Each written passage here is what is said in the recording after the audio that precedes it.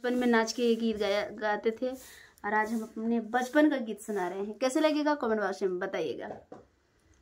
कि उलझी बहाए मोर नैया हरे रघुबर पार के लगाई दा हो।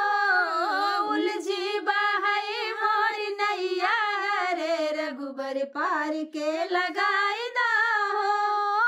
मम्मी के कोखिया में भैया ना जन्मे, मम्मी के कोखिया में भैया ना जन्मे। के आई है अनवैया हरे रघुबर पार के लगाई दा हो। के आई है अनवैया हरे रघुबर पार के लगाई दा हो। उलझी बहाई मोर नैया हरे रघुबर पार के लगाई दा हो। उलझी बहाई मोर नैया हरे रघुबर पार के लगाई दा हो। सासू के कोखिया में देवरा ना जन्मे, सासू के कोखिया में देवरा ना जन्मे।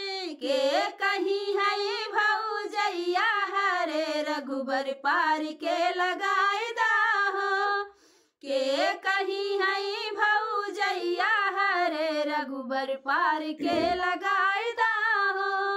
उलझी बहाई मोर नैया हरे रघुबर पार के लगाई दा हो। उलझी बहाई मोर नैया हरे रघुबर पार के लगाई दा हो। हमरे नी कोखिया में होरिला ना जन्मे, हमरे नी कोखिया में होरिला ना जन्मे। के खेली है अंगनैया हरे रघुबर पार के लगाई दा हो। के खेली है अंगनैया हरे रघुबर पार के लगाई दा हो। उलझी बहाई मोर नैया हरे रघुबर पार के लगाई दा हो। उलझी बहाई मोर नैया हरे रघुबर पार के लगाई दा हो। तो फ्रेंड था भक्ति नाच गीत। आप लोगों को कैसा लगा कमेंट बॉक्स बताना। फिर मिलते किसी नए गाने साथ।